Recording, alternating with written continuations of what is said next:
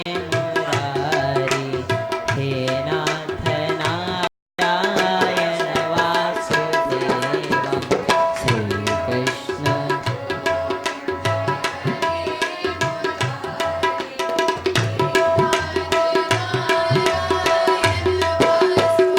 Shri Krishna Govind Hare Murari hey Nath Narayan Vasudeva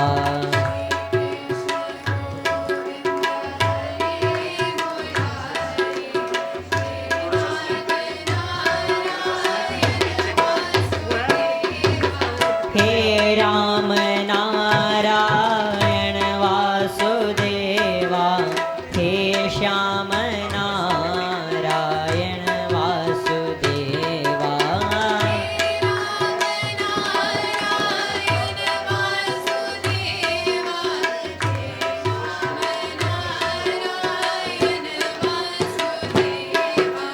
hey Ram Narayan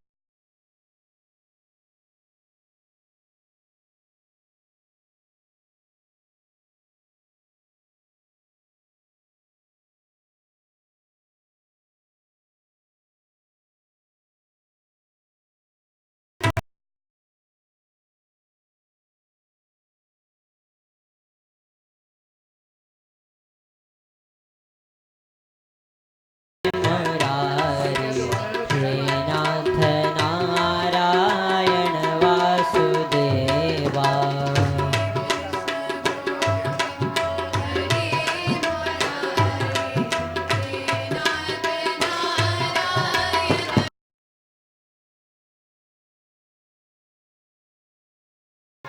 Hare Murari hey Nath Narayan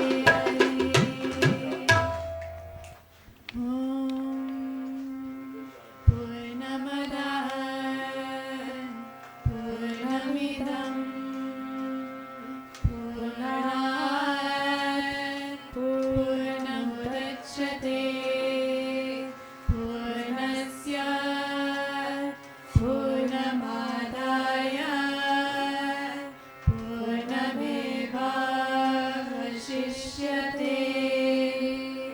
Everyone together.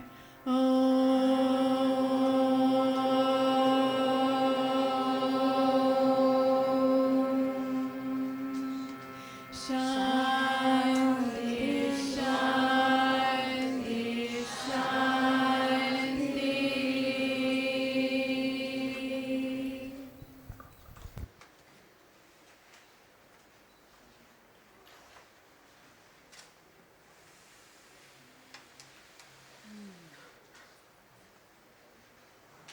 Welcome back.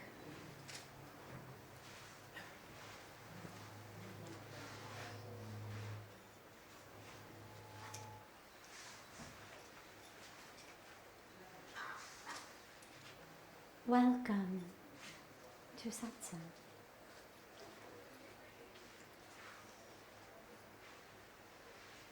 Let's take just a moment and allow ourselves to actually arrive here. Let the eyes close. The physical body's already here.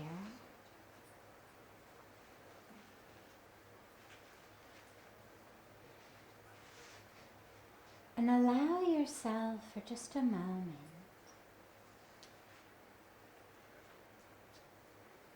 to withdraw all of your senses and perception from being focused on the outer world. Draw them inward. Draw the attention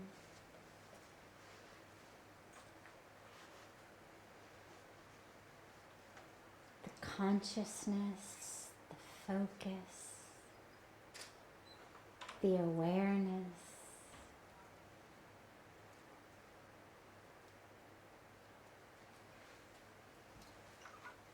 draw it from the outer world. Pull it in.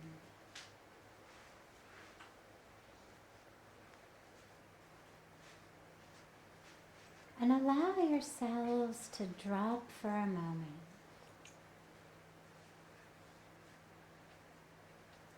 into the experience of just pure awareness.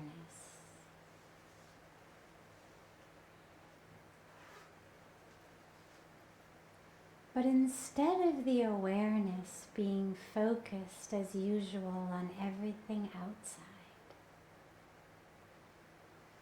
allow the awareness to be focused on the inside.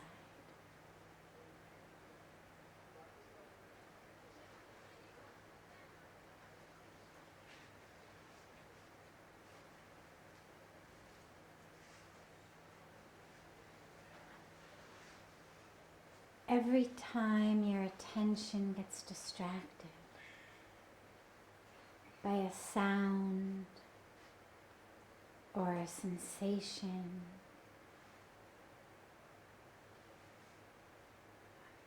or the wave form of activity in the brain we call thoughts,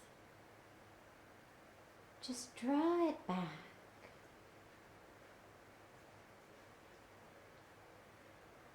Pure awareness in the self.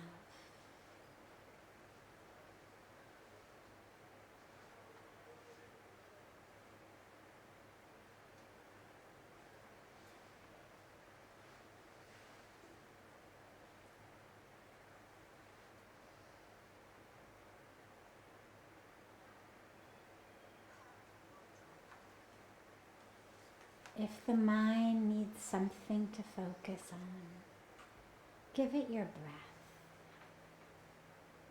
Allow the attention to root itself in your breath. But through the breath, Allow yourself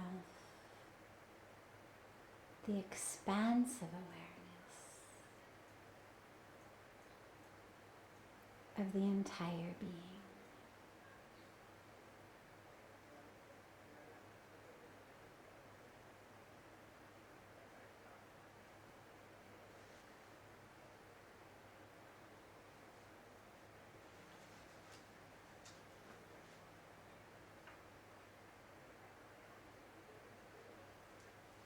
As you inhale and exhale in from the outer world and back, exhaling into the outer world, notice the fluidity. Notice the lack of any border or boundary of self.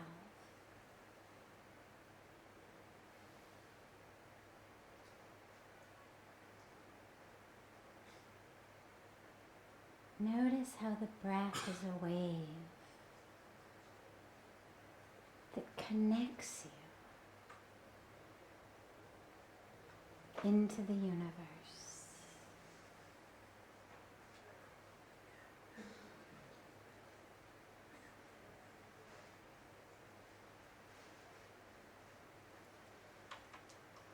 And as you breathe, notice how the boundary of the self, the physical boundary of the self, begins to dissolve.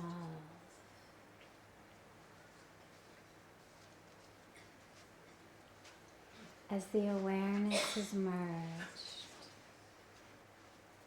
with the inhalations and exhalations.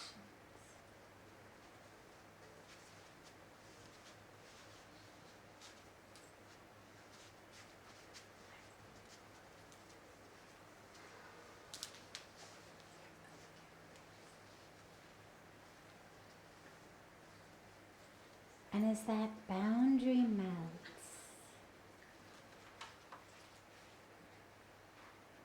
as that boundary between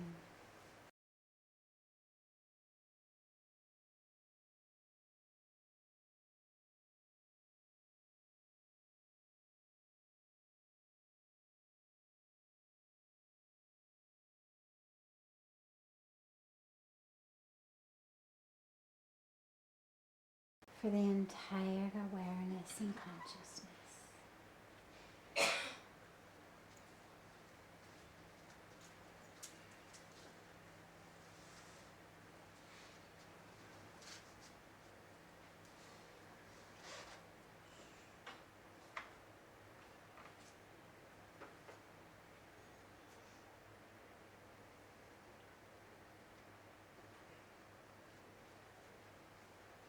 Allow that experience of the self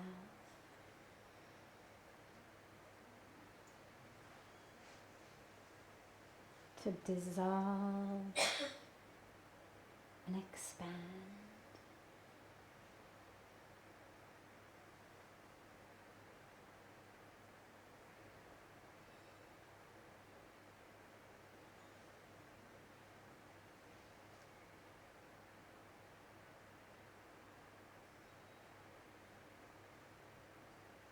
As the breath flows smoothly and easily,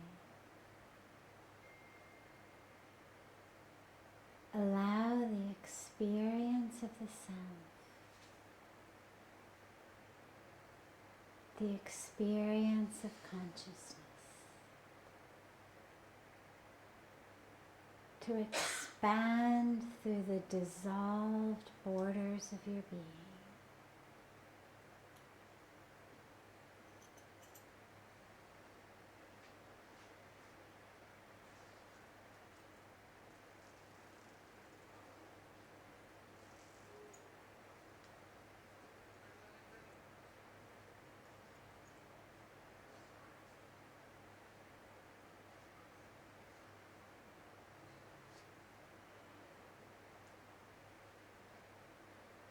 Give yourself an opportunity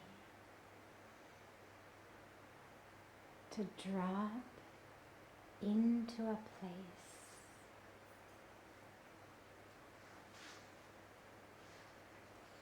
into an experience,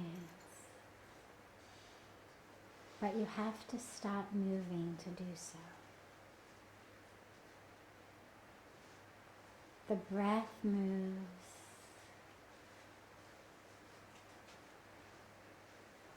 And as the breath moves,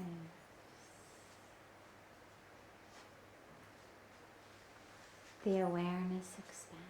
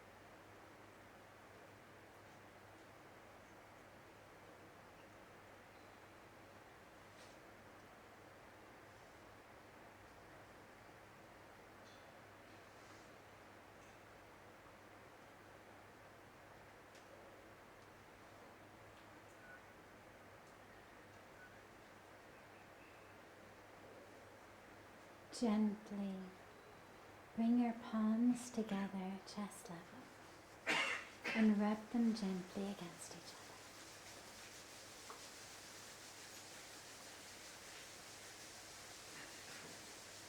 other. And press the palms into your closed eyes.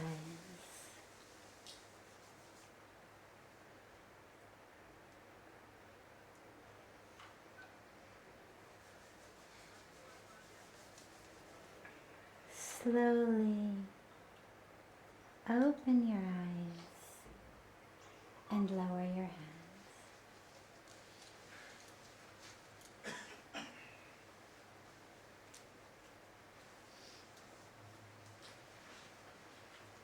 Welcome again to Satsang.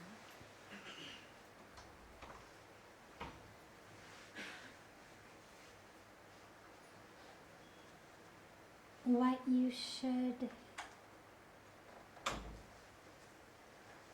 be able to hopefully touch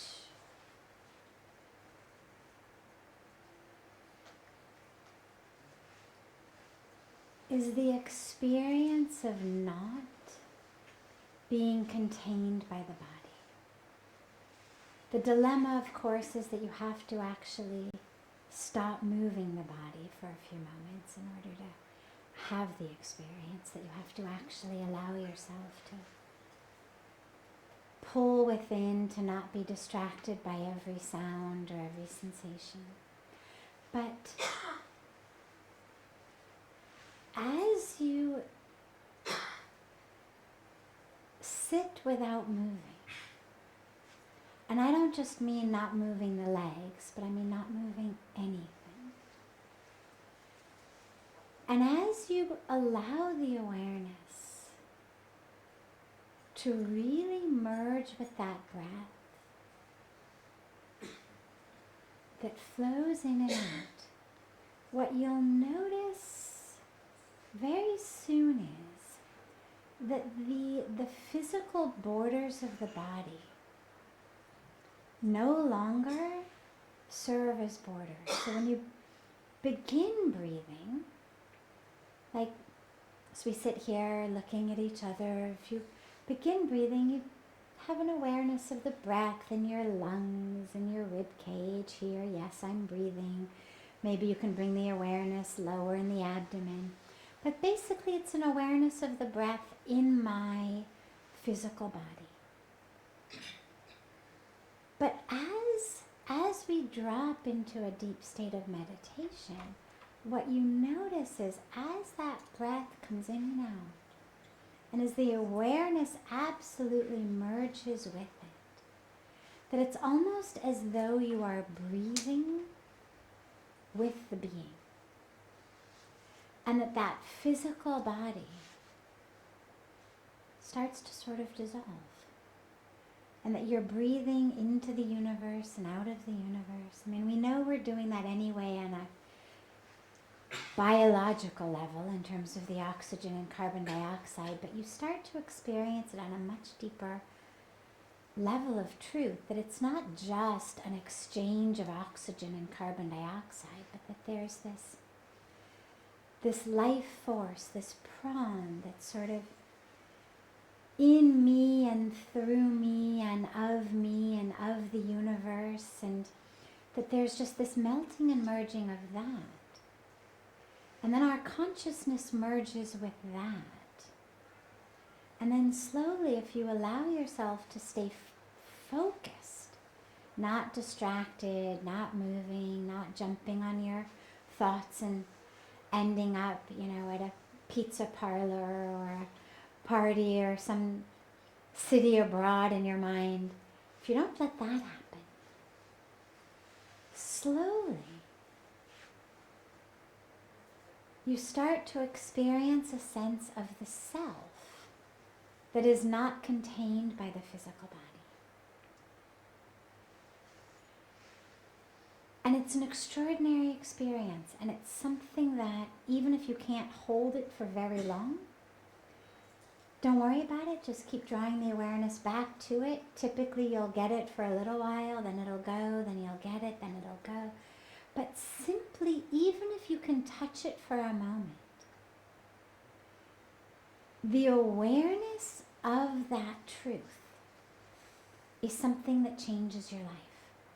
Because you then are not moving through the world with this sense of truth as I'm this separate being, but with a sense of truth of actually, there is no place I end and the world begins. I'm not able to experience it in the moment, but I know that to be true because I've had that experience. And that experience felt truer, deeper than any other experience that I've ever had. And so allow yourself to have that experience, because that's then what you'll carry with you through the world. So it's a very simple, not easy. Simple and easy are not synonymous. Very simple, not so easy. And the reason, by the way, that it's not so easy is interesting. It's not that the technique is difficult. The technique is actually not difficult at all. What's difficult is you actually have to stay physically still. Every time you fidget, you lose it. Every time you rearrange your legs, you lose it. Every time you scratch your nose, you lose it. And so it's different from other meditation techniques in that way. This particular technique, this particular experience absolutely requires the body, because I'll tell you why from a scientific perspective. If I move my hand, my brain becomes aware of my hand. My brain is controlling the movements of my hand. And so every time I move my hand, I've activated the part of my brain that's aware of hand. Every time I move my legs, I've activated the part of my brain that's aware of legs. And those are the parts that keep me in this sense of this is who I am. And it's a great thing to have when you're physically moving through the world, because it's what keeps you from stumbling over each other. It's what keeps you from tripping on the table and knocking things over and hitting doorways and other people and whatnot. But that same experience, when you can quiet those areas of the brain simply by physically remaining absolutely still, it gives you the possibility to drop into a much deeper layer in which the brain is not worried about the body's physical place in space. It's not worried about, am I too far from the camera? Am I going to knock it over? Where's my left foot in relation to my right foot? but it allows those areas of the brain to actually quiet, which gives us the possibility of dropping into a spiritual experience that is assisted greatly by the quieting of the physical brain, of a oneness with the world. So it's a good one to take home and practice. It's a perfect home practice.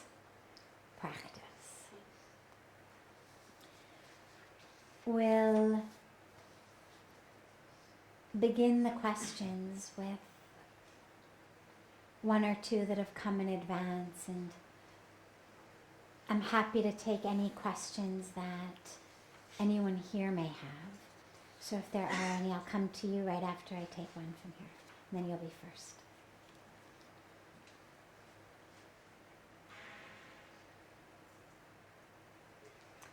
Is fear the primary reason for our separation from each other? The primary reason for separation is ignorance. One of the repercussions of ignorance is fear. So here's what it looks like, and don't get too bogged down with the semantics and is it this or is it that. What's more important is that we understand the way out. Knowing what your chains are made of is less important than knowing how to undo them. So the root cause of our separation is ignorance. The truth of who we are. And this is core Vedic philosophy 101. The core of who we are is divine. The core of who we are is soul, spirit, truth, consciousness, awareness, God. Call it whatever you want to call it. It is one, it is all that exists. It is the only truth. That's the core of who we are.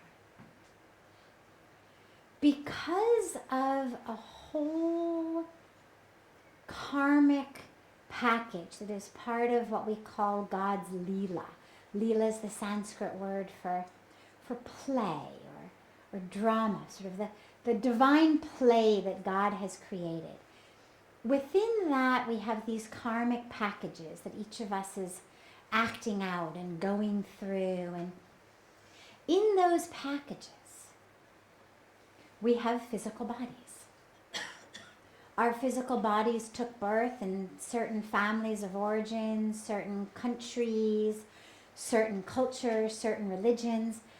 Our families of origin, our situation gave us certain socioeconomic status, gave us certain educational opportunities, gave us certain exposure to different experiences. All of that is the building blocks of the ego that we create.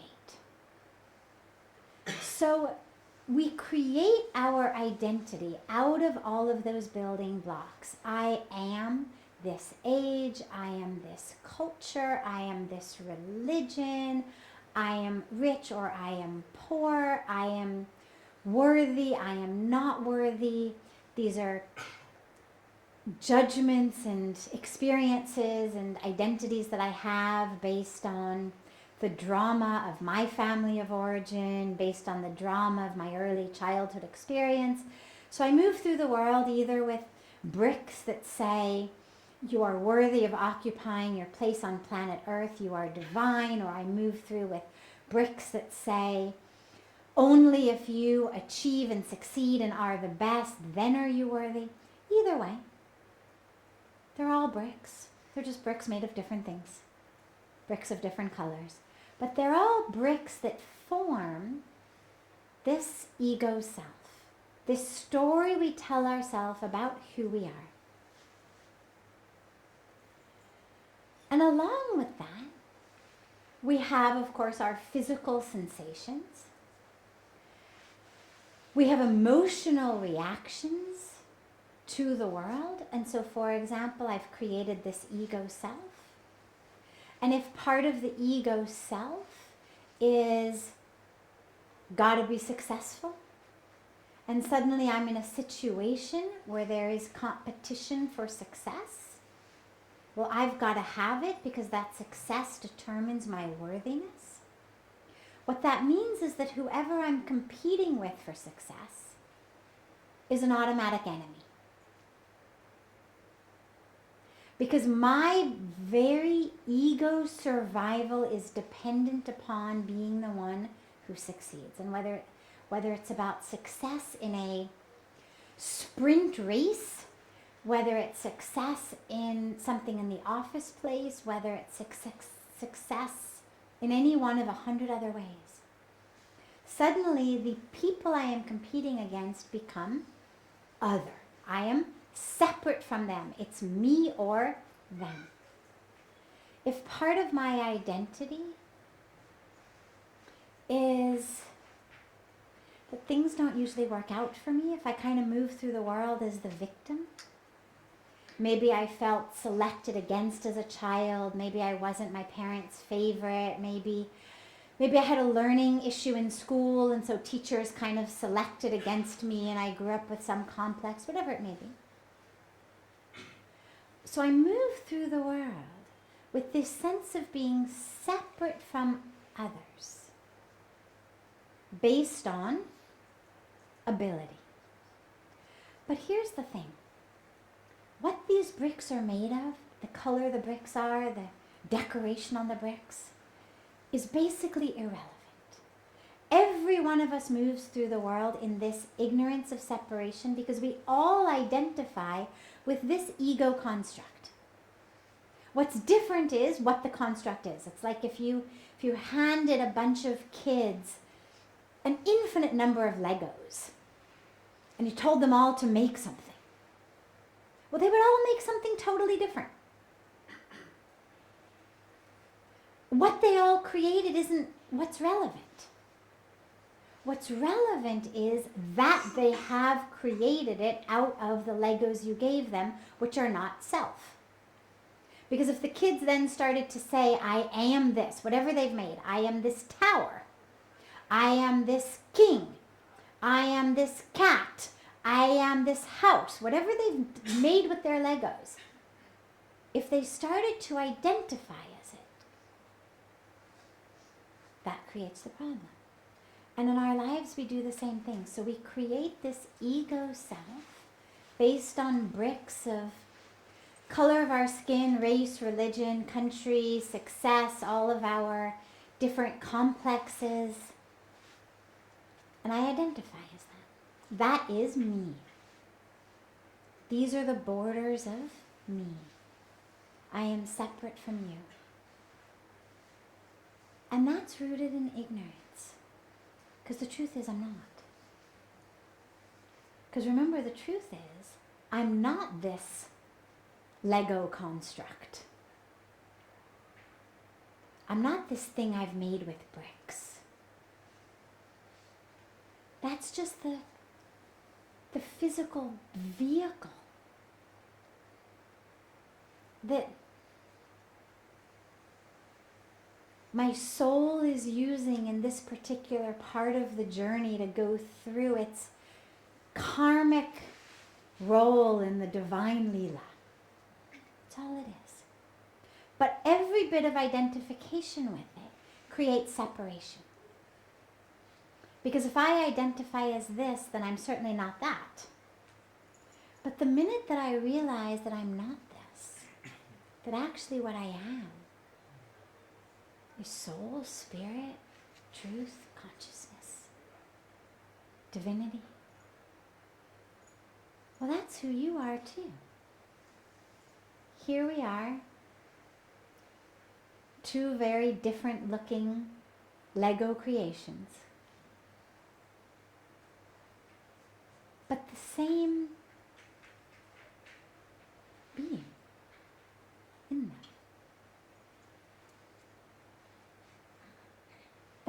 truth. The separation is the ignorance. And the dilemma with this separation is it has a lot of repercussions. Fear, of course, is one of them.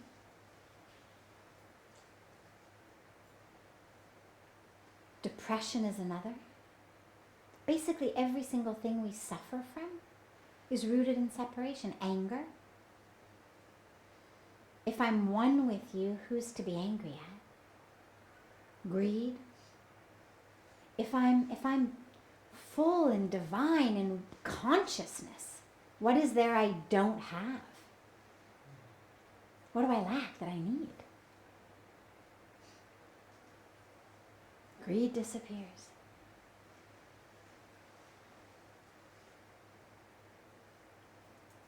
The depression, the anxiety of feeling separate from the universe, all of it disappears. Because I realize I'm not separate. I realize I'm one. And so the core cause is ignorance. And of course, then the question becomes, well, so what do we do about it? Well, this is the role that meditation plays. When I actually realize that I'm one, when I actually realize that there is no distinction,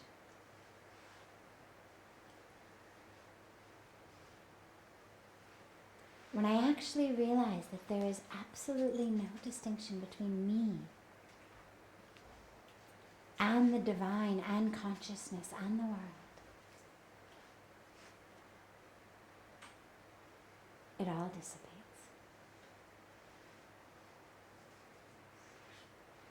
And so that's the experience we touch in meditation, but then it's the experience that we carry with us into the world. And when we stop being able to carry it, we remember to sit and meditate again. Yes. The mind brings I, ego, everything within us. Wherever we go, it's the mind which is always working. How can I, control the mind and bring it to a state of being where I can become, I can lose that ego within me? So, how do we control the mind? Practice. I always say it's so interesting because we understand intuitively that every other part of our body requires a level of practice to get to where we want to be. Whether I'm learning to play sports, whether I'm learning to do art, whether I'm learning to do math, whether I'm learning to cook a good meal, whether I'm learning to ride a bike or drive a car, whatever my job may be, we all go through some training period. A lot of us learn on the job. You keep learning. So we understand intuitively that whether it's a muscular group that has to learn how to dance or play an instrument, or whether it's a mental thing that I have to learn how to figure out this filing system, but we all understand intuitively that I'm going to need to practice. But with the mind, interestingly, we somehow expect that the minute we decide we're going to sit down to meditate, that the mind should just obey as though it hasn't spent the last 30 or 40 or 60 years being given total free rein. It's like, imagine that you were handed an adult of 25, 30, 50, and someone said to you, okay, this person is really spoiled. Like their parents never said no to them. This person thinks they can do whatever they want, whenever they want, however they want. And the minute you start talking to them, you understand that. They don't let you finish a sentence. The minute you open your mouth, they talk over you. You tell them to do something, they laugh at you. They do the exact opposite. They do nothing you say to do. Okay. And then you're told, you've got 30 seconds. I'm going to go out, have a sip of water, and come back. And in 30 seconds, I want you to have trained this person. You'd be like, honey, what are you talking about? Their parents ruined them to begin with when they were kids, spoiled them rotten, never taught them any discipline, never gave them any responsibility. Now they've spent decades since they were children living as that spoiled being. Give me some time. Eventually, I'll be able to work with them. But you cannot just suddenly undo decades of bad parenting in a snap.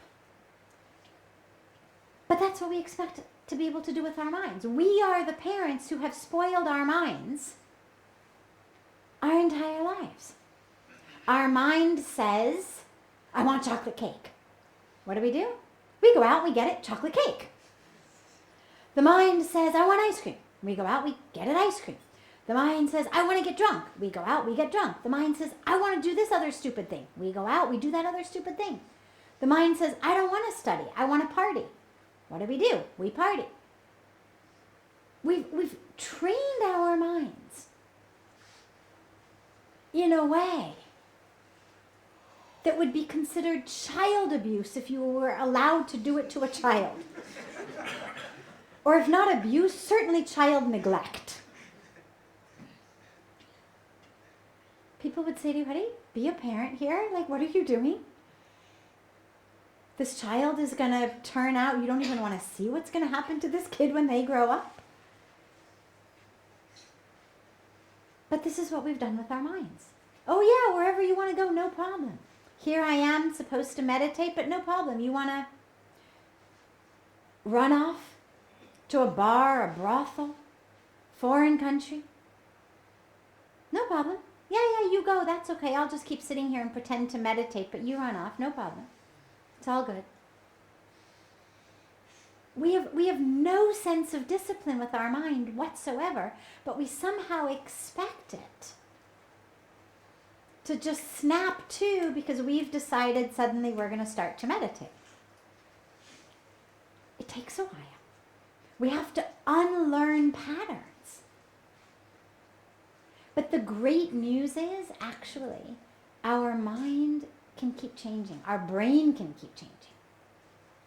I was studying neurology 25 years ago. And 25 years ago, they used to say that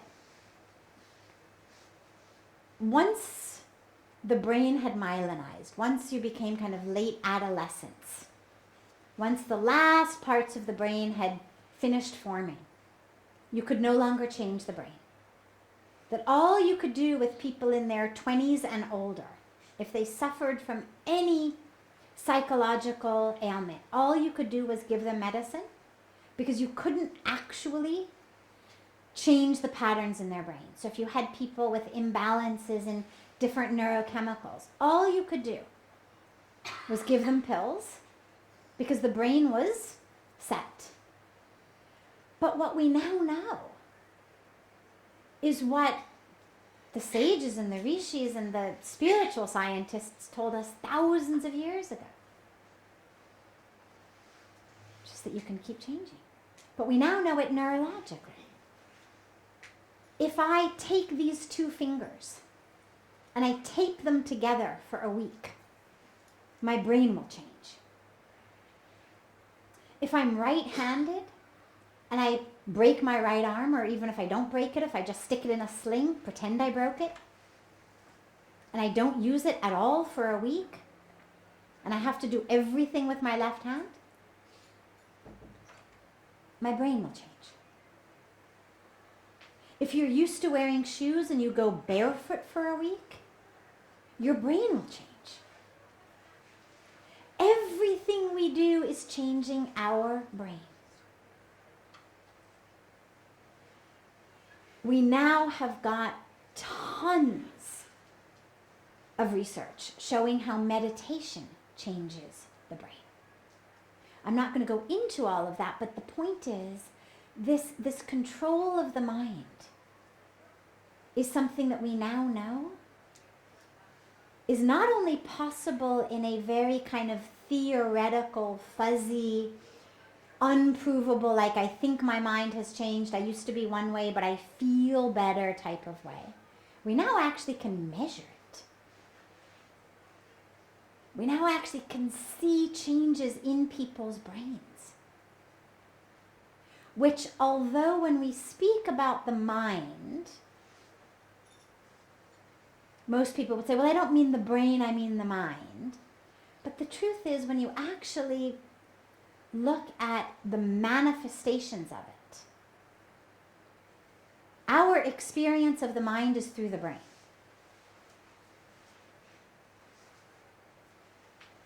It is my brain in which thoughts are taking place. It is my brain in which emotions are taking place. It is my brain in which I am having chemical and electrical reactions that are causing me to do all kinds of things or feel all kinds of things. So changing our brain changes our minds. And if you doubt that, think about any time that you ever used drugs or alcohol. Either prescription kinds or illegal kinds. Either way, they change your brain. I remember when I was in 5th grade, and I was about to get braces on my teeth, and I had to have 4 teeth pulled before they could do the braces. And they put me under this very, very strong drug anesthesia.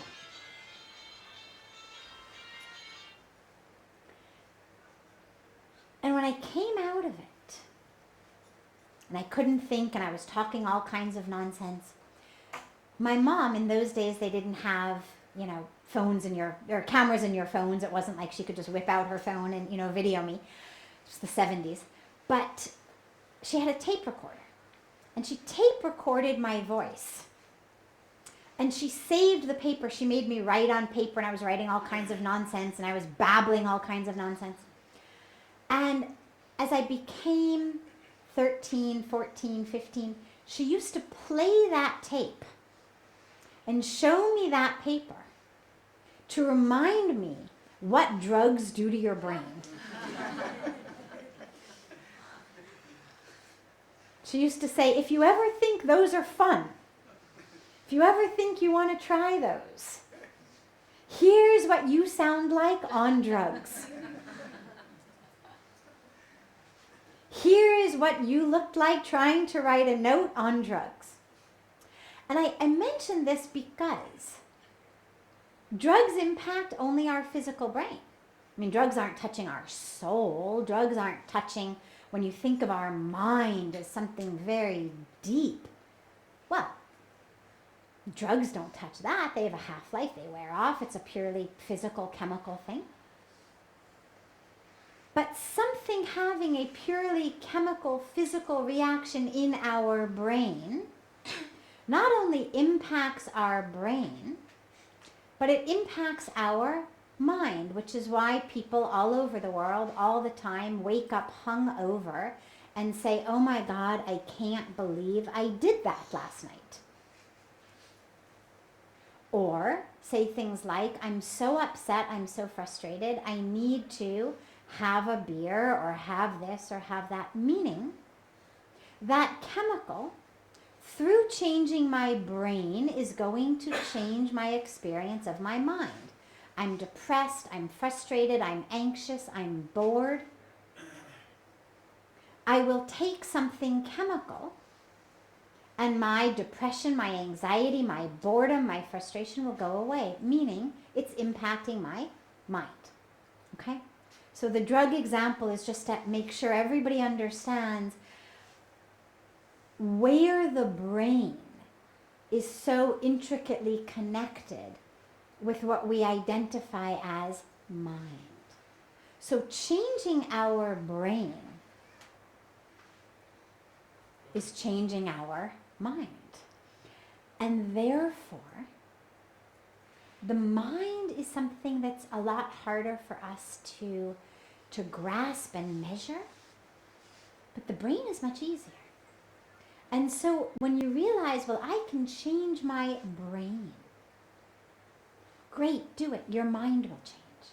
And what we know is that the brain changes based on habits. That's how the brain works. That's why tying these two fingers together or putting my arm in a sling or walking barefoot, every time you give yourself a new habit, the brain adapts. Learn a new language, your brain will change. It's a new habit. So now what you have to do is give yourself a habit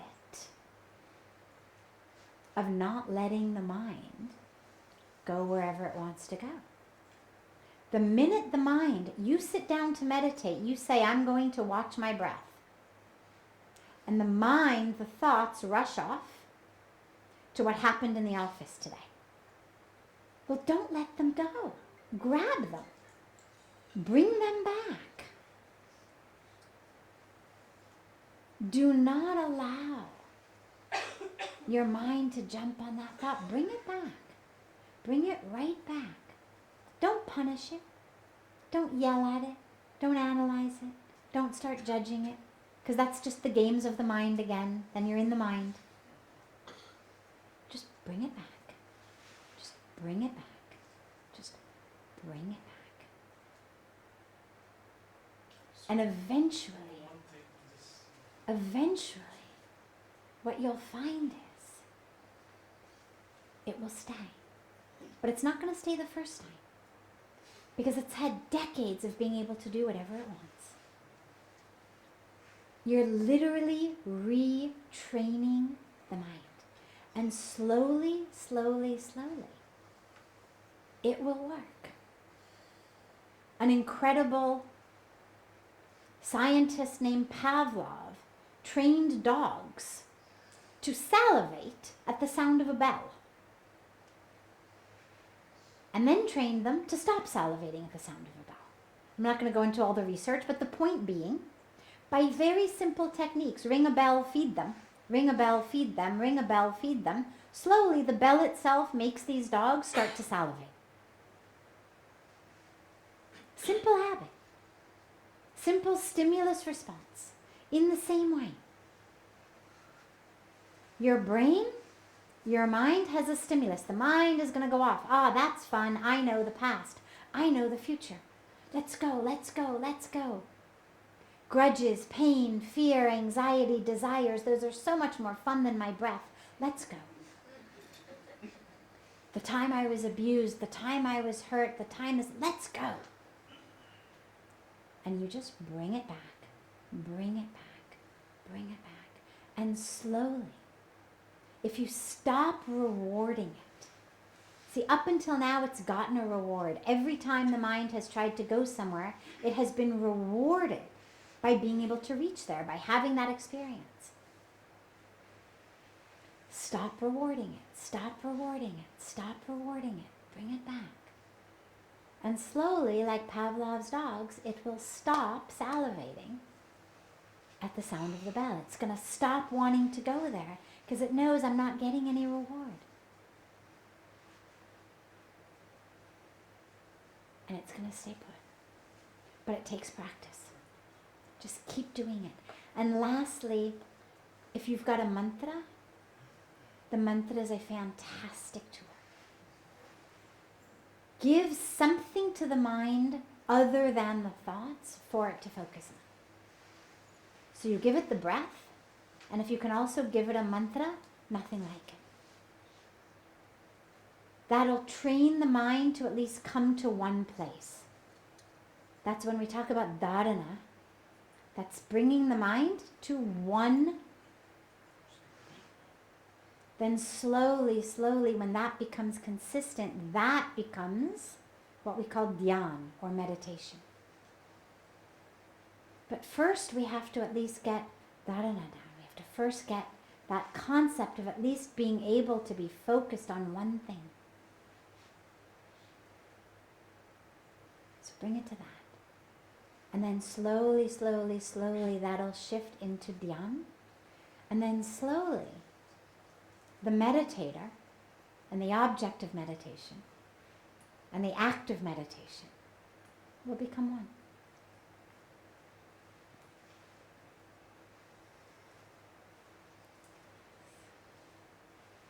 I'll start practicing Yeah, because start now. the patterns need to be changed. Start now.